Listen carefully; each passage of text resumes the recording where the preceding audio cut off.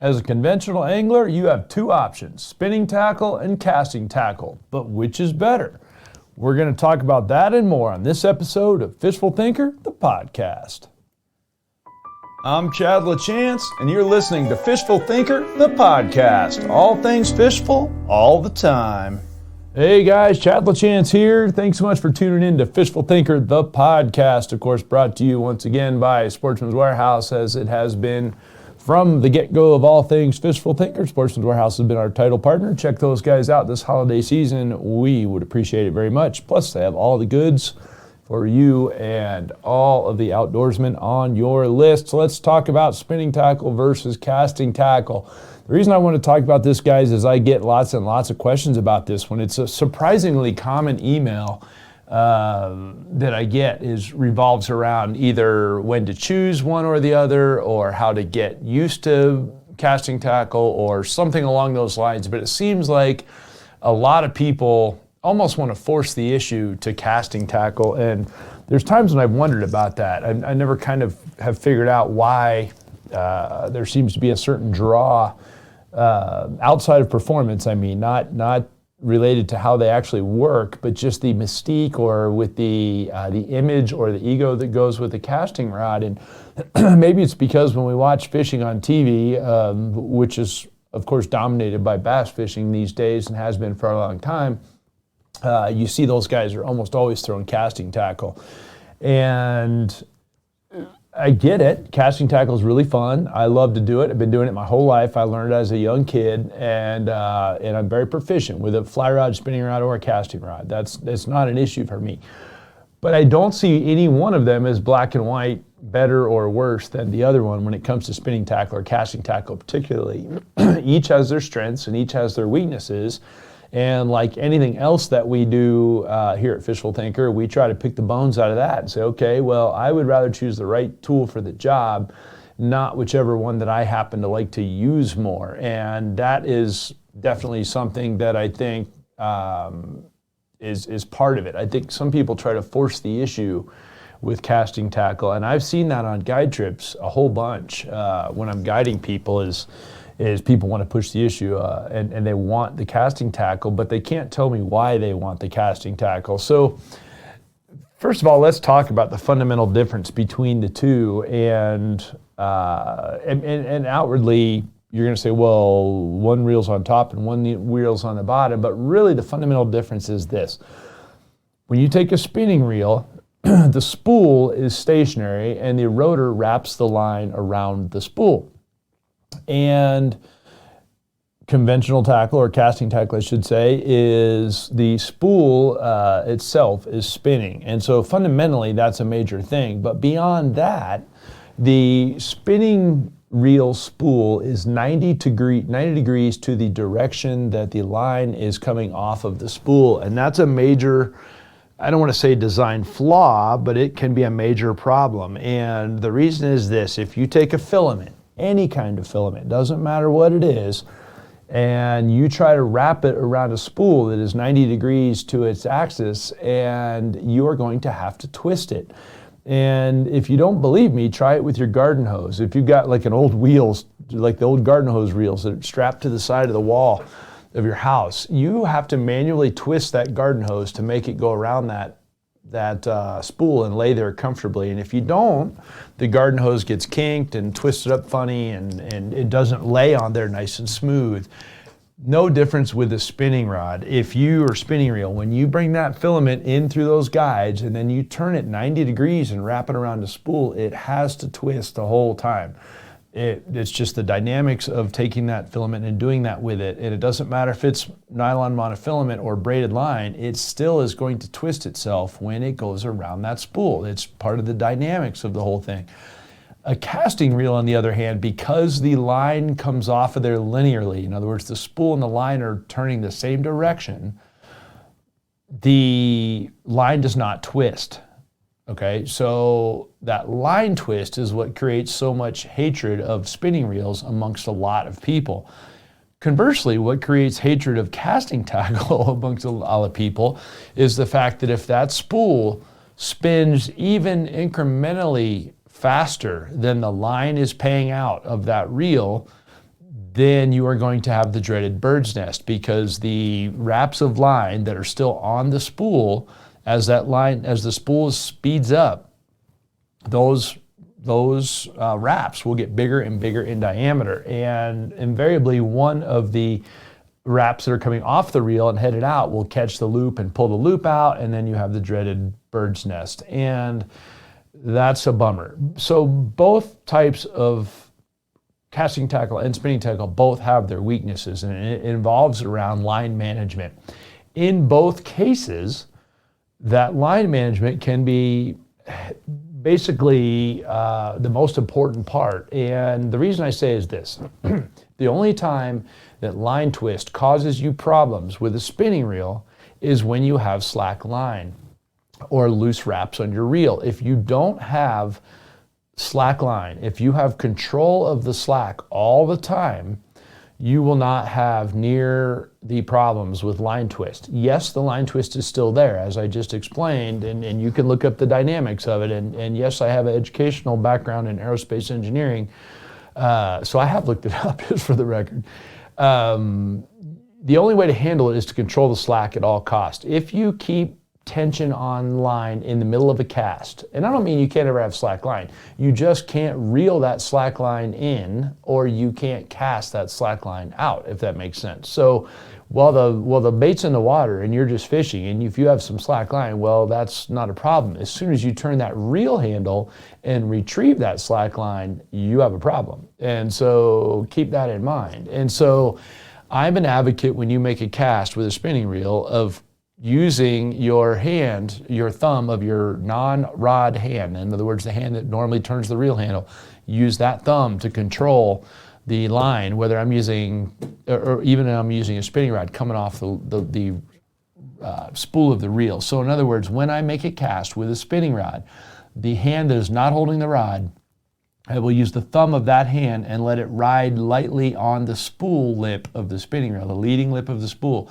And that will create tension as the line comes off there. So that will keep any slack line issues from being a problem. Also, it gives me accuracy, but that's a whole nother thing, and we'll get to that in a minute. The ability to stop the bait wherever you want it with your thumb, as opposed to just closing the bail, is an important thing. Also, with the spinning reel, another way to keep it from tangling is to run the bail manually, as opposed to using the reel handle to do it. And the biggest reason is this: if you're using the reel handle, your chance of wrapping one loose wrap on that spool are very high. And that only takes one loose wrap to cause a problem, because that loose wrap is larger diameter than the other wraps underneath it. So when the next wrap when you go to cast, and one of those wraps is trying to turn 90 degrees and go off the reel, it's going to grab that bigger diameter one and cause you a problem. So if you control that slack, the spinning reel will not cause you a problem. And I want to point out, it's relatively difficult to describe this in a podcast. It's very easy if you watch it. So if you go to the Fishful Thinker YouTube channel and you look up our technique series on casting a spinning rod and casting a casting rod, you will find very detailed 101, 102, and 103 level stuff for spinning reel and casting reel, all on video, which will help you out. But really my goal here was more about when to choose which is which. So I don't want to get too far down the rabbit hole of controlling slack. With the casting reel, you have the same issue. You still have to control slack, only you're doing it with your thumb on the spool of the reel.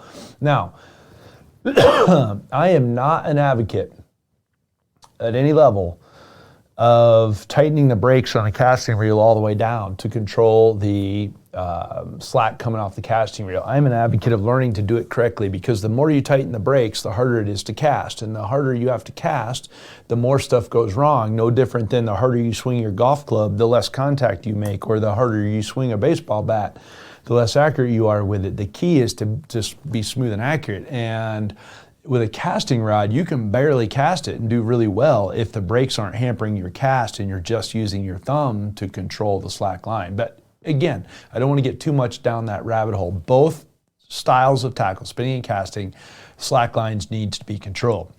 So, having said all that, when do I want to use a spinning rod versus when do I want to use a casting rod? Excuse me, guys, still fighting the mono thing. It's getting better, but my voice still fights me when I talk too much, and I talk too much, so my voice still bugs me. Spinning rod for me, anytime my bait is less than about a quarter of an ounce, casting tackle goes right out the window. Is not even in question. And really, it's probably more like, I would say 3/8 of an ounce and up before I will consider casting tackle. It's rare that I'm throwing something that's only a quarter of an ounce on casting tackle. Normally, I'm going to throw lighter weight stuff like that on spinning tackle across the board. And the reason is because the spool doesn't have to spin, the heavier lure will as it runs out of momentum, or the lighter lure, I should say, as it runs out of momentum when you cast it, it runs out of momentum easier in the air, and therefore the spool on a casting rod would have to slow down faster than maybe it's designed to do. And also it takes more resistance to spin that spool on a casting rod. So a heavier bait does better on a casting rod, whereas a lighter bait is much better off on a spinning rod. And that's a really important thing to keep in mind. So anytime I'm dealing with a very lightweight bait, I want a spinning rod. I also might consider a spinning rod in a similar scenario or for a similar reason for any bait that's bulky yet lightweight, that's hard to cast. So for instance, there's some old jerk baits that I still like to throw occasionally, particularly for walleyes in cold water. Really old, big lip jerk baits. They have great big diving bills on them, and they're horrible to cast. They don't have the internal weight transfer system that you find in a modern jerk bait, like for instance a Berkley Stunna that has the very, very easy to cast. This old jerk bait might weigh a half ounce, but it's still horrible to cast because it has so much bulk to it, and it tumbles end over end in the air. It's much easier to cast on a spinning rod than a casting rod, even though I might normally throw a half-ounce bait on a casting rod. So in other words, a lightweight bait or a bait that's hard to cast. Another situation where I'm for sure going on a spinning rod is going to be anytime I need light line. There's not a bait caster in my garage rigged with anything less than 10, and there's only 10 pound, I should say, and there's only maybe one of those. Most of them are going to be in the 12-pound test and up range. And I'm talking about 20 casting rods set up in there. Almost all of them are going to have 15 to 20 pound either nylon monofilament or fluorocarbon monofilament, or they're going to have braided line. And with braided line, that's going to be on a casting rod is going to start somewhere around 30 pound and go up. I am not an advocate of very light braided line on a casting rod, because the light braided line, even though the tensile strength is there, it's very thin in diameter, and it will tend to cut into itself under a lot of tension on the spool. So in other words, when you set the hook, or you get a big strong fish that pulls, or you pull a snag out, it will try to dig into itself on the spool and cause you sticky spots that don't want to cast out. And so that can be an issue. So I don't like really thin braid on casting rods. So if I need something like 12 or 15 pound braid, then that's going on a spinning rod. And that makes a big difference for sure. Now, I want to point out this. Historically, before the advent of modern high quality braided lines, I would say that you automatically need to go to casting tackle anytime you need heavy line. But if you can get away with heavy braid, I can do that on spinning tackle. And what's a scenario where that might be important? Maybe I'm finesse fishing for pike. Maybe I've got a 1/4 ounce hair jig that I'm throwing for pike, so I want to throw it on spinning tackle because it's lightweight, but I still need this tensile strength in case I hook a big pike. In that case, I might put 20 pound braid on a spinning rod, and I've got plenty of tensile strength then, and I can still cast my little hair jig a long ways. A really good example is bonefish in the Florida Keys. Went bone fishing. I put 10 pound braid on because I wanted lots and lots and lots of braid, lots of miles of it, because a bonefish is going to go for a long way. They're not likely to break you off, but they're going to go a long ways before they slow down. So I wanted a lot of line. So I put thin braid on there, 10 pound test on a spinning rod, because the jigs I was going to be throwing to these bonefish was only 1/8 of an ounce. So I can throw that jig very easily on a spinning rod, but I needed to have braid on there so that a fish can run a long ways. I've got plenty of tensile strength to deal with that fish and to cut the grass, the turtle grass that he might run around in. So I needed the tensile strength of 10 pound braid or more, but I didn't want a casting rod because I'm throwing little lightweight jigs. So that can be a really important one. Another one can be when I'm going to choose a spinning rod over a casting rod is something that's a fatiguing thing. For me, a jerkbait is a classic example.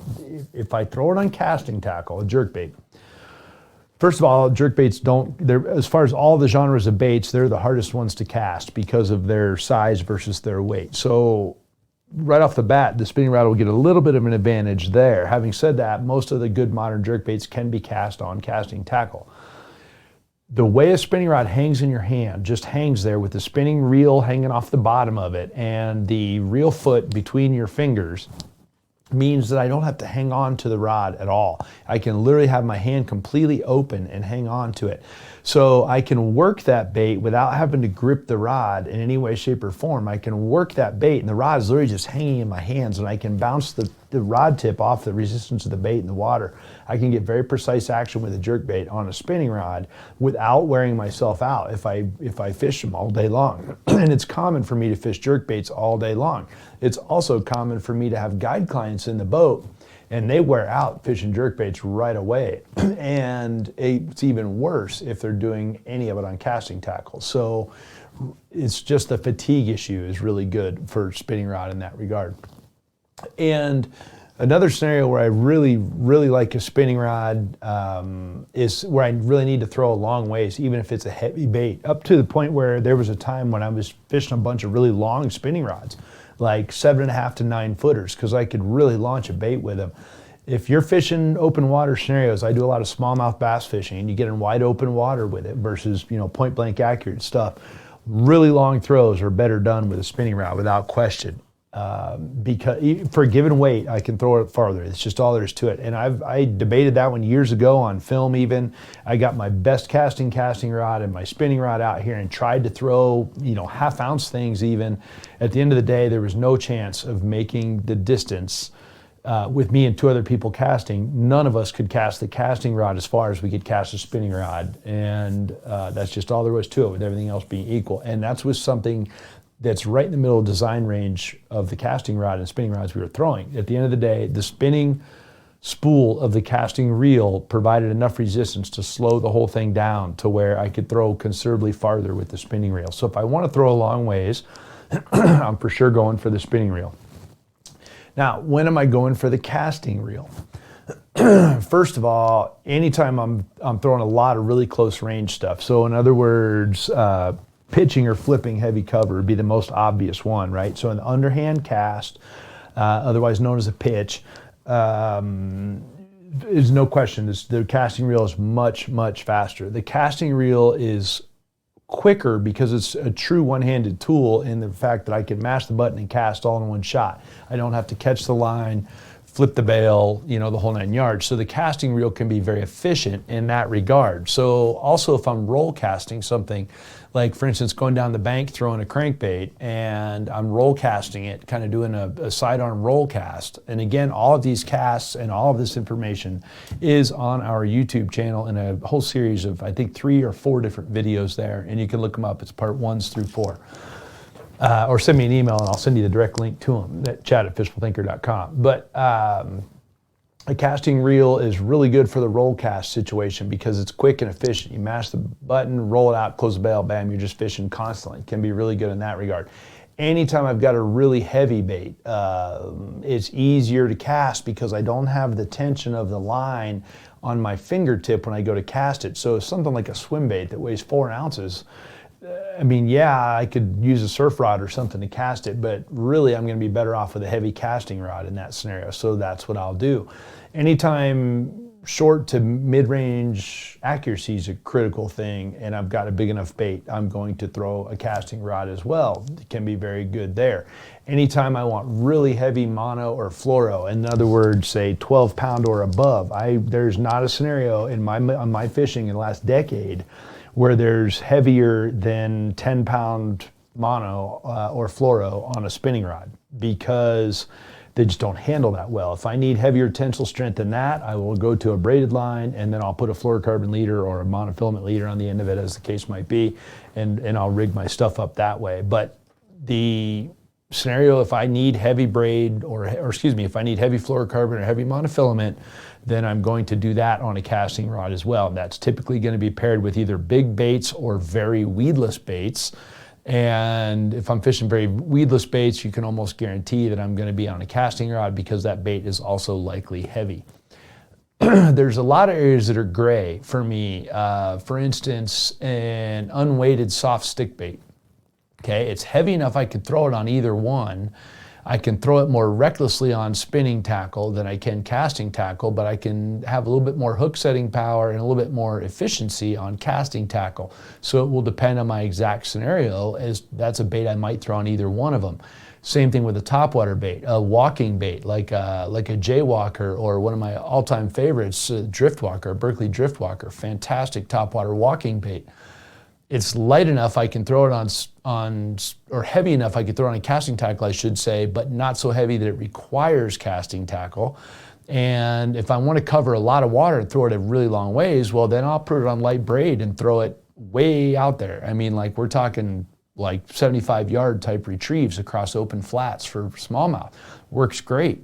I can't throw it that far on a casting rod, but I can throw it that far on a spinning rod. So that's a bait where I might go either way. If I had a full-size Jaywalker on there that's heavier, well, now I'm probably going to stick with casting tackle, because even with that, even on 30-pound braid, I can throw it a long way. So again, it depends a little bit on the weight of the bait and the physical size of the bait, because a half-ounce bait that's 4 times bigger in terms of size is still not going to cast as well as a dense, small half-ounce bait, right? So there's that.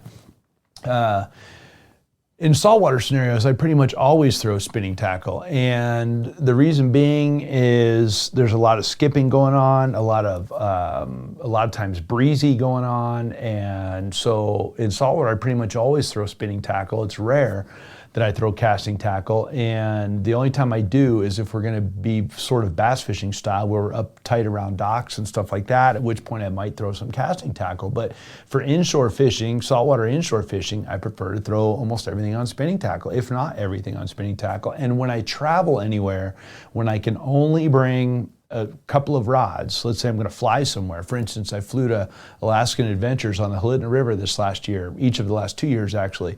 I brought medium heavy spinning tackle and 20-pound braid, and the reason being is I can do anything with that. I can throw light lures or heavy lures if I have to. There's no limitations to it. If the wind blows 100 miles an hour, that's another scenario where the spinning reel is way better, in my opinion. I don't care how good you are with a casting rod and how good you are with your thumb. If the wind's howling and you need to throw anything other than 45 downwind or straight downwind, the casting rod is going to be a major limitation, and you're going to backlash. And I fished with some of the top pros in the country on the years they won their Angler of the Year stuff. Some of the most incredible casters you've ever seen, Brent Chapman being a good example of it. Brent Chapman, BASS and Major League Fishing pro Brent Chapman, Angler of the Year in 2012, incredible caster. Will still backlash casting straight into the wind. It happens with everybody. A spinning rod's a better choice in that situation. Again, because I can put heavy braid if I need and have plenty of tensile strength, and I can literally punch a bait straight into the wind as hard as I want to throw it, and the chances of me backlashing are slim and none, so long as I didn't have loose wraps on my spinning reel in the first place, which is what I opened this podcast with, controlling your slack. So in that scenario, I like a spinning rod, and in a lot of scenarios in saltwater fishing, it's going to be breezy on an open flat, and you're not going to be able to get out of the wind. You're going to be on an open flat. Anybody that's ever fly fished for bonefish can tell you, you're going to be thrown in the wind all the time. And a lot of times, I'd way rather almost always throw upwind than downwind, because the chances, if there's enough wind to cause you casting problems, it's probably causing some current in the ecosystem the fish are in as well, and fish face up current. That's just what fish do. So I want to throw upwind most of the time because I don't want my bait retrieving up from behind my fish. Well, again, if that's the scenario, then the spinning rod's a better choice there. So at the end of the day, I'm gonna say this. If you have to debate, if you can throw it on a spinning rod and that's what you already do it. If you want to throw casting gear to up your game and learn how to do it in the long run, absolutely do it. But don't feel like, even if you're a pure bass fisherman, don't feel like that, oh, because I don't throw casting tackle, I can't be just as good. I can tell you right now that if I need to go pitch with a spinning rod, same as I would with a casting rod, the only thing that's going to change for me is the speed at which I can do it. I can do it quicker, making a bunch of underhand pitches with a casting rod.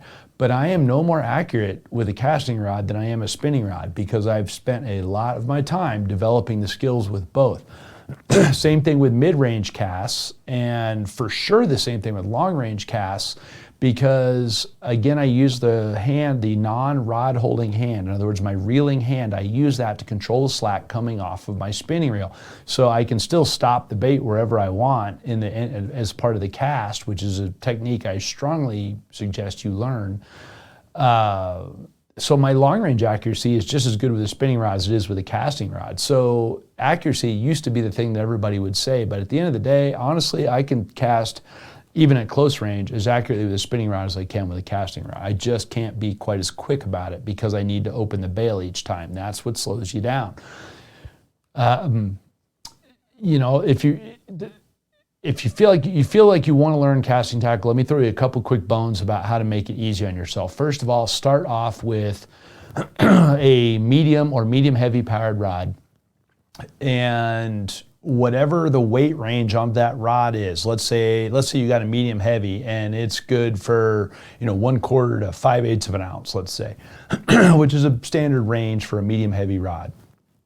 I'm going to put something on there that's like a 1/2 ounce to practice casting with. So in other words, I'm at the upper third of the weight range that the rod is designed to throw. The other thing I'm going to do is put reasonably heavy monofilament. Typically a medium heavy casting rod is going to be rated for somewhere between 12 and 20 pound monofilament, okay? I'm going to put something in the 15 or 17 pound range on that reel, and I'm going to do it with some cheap nylon mono. And the reason I'm going to do that is before it's over with, you're going to tangle it, and there's no point in putting expensive fluorocarbon or particularly braid. Braid is harder to learn on. It doesn't handle as well in a casting rod, so it's harder to learn on. It's got some quirks to it. So if you do it with nylon monofilament, it's cheap. So if you tangle it, it's not the end of the world, for one. For two, it handles easy on there as well. And so that's a key thing. And then what I'm going to do, and this is really important, I'm going to back my brakes, by both my high speed and my low speed brakes, down quite a bit, like a whole bunch. And there's videos on setting that as well on our YouTube. But then what I'm going to do is I'm going to pull off as much line as I hope to cast, and no more than. In other words, as I'm learning, maybe I put 60 feet of line. I'm going to literally mash the button on the reel, set the rod on the ground, pull off 60 feet of line. I'm going to go back to the reel, and I'm going to take like a 1-inch piece of electrical tape, and I'm going to tape it directly on the spool. I'm going to stick it directly on the spool of the line, right over where the line's coming off the spool. And the reason I'm going to do that, then when I reel all that other line in, it's on top of that tape. And at the end, then when you have that, when that whole process is done, you have no chance of backlashing deeper than that tape. The reel cannot spin fast enough to backlash deeper than that tape. So that will save you a whole bunch of headaches. And a shallow backlash is easy to get out. It's the deep backlash that causes you a whole bunch of problems. So keep that in mind. The other thing is, when you are trying to pull a backlash out, or anytime you're trying to pull slack line off of a casting reel and you need more line, your thumb needs to be on the spool. I am not an advocate with a spinning rod or a casting rod of having the bail open or the button pushed without controlling the line on the spool.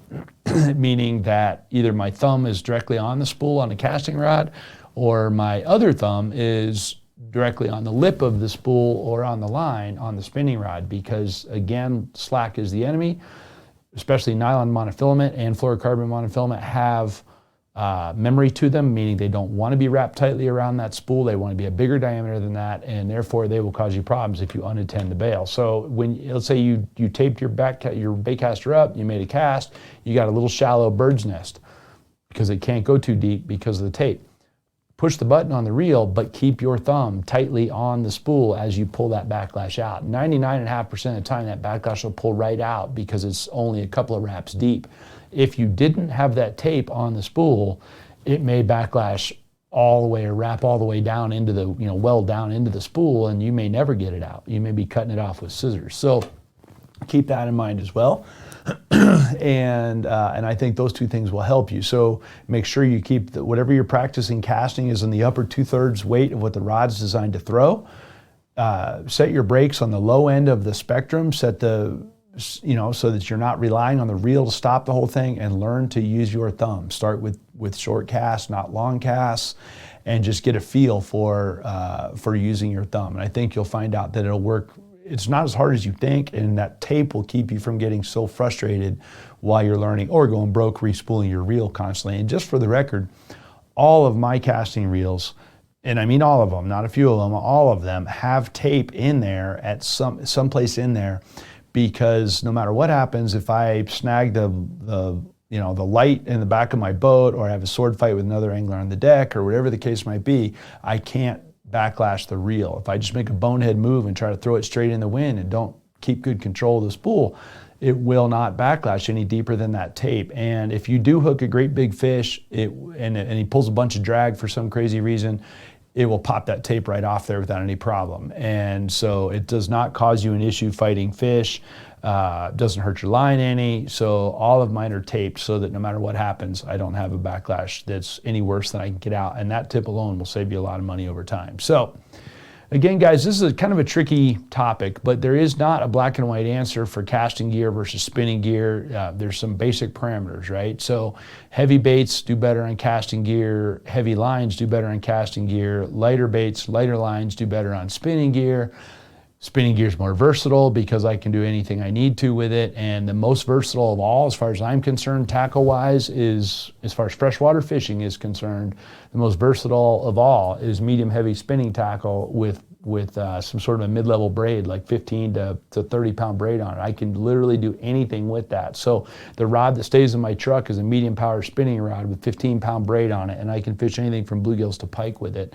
And you just don't get that level of versatility with a casting rod. So hopefully you guys have enjoyed this. Go to our YouTube channel and check out the videos there. The videos are far more self-explanatory, and especially when it comes to the nuts and bolts of casting these and managing slack for either type of line or tackle, I should say. So check those out at Fishful Thinker. Of course, the rest of our social media at Fishful Thinker as well, whether it be Instagram or Facebook. We'd appreciate that, especially if you'd subscribe to our podcast while you're here. So thanks for listening. This has been Fishful Thinker, the podcast.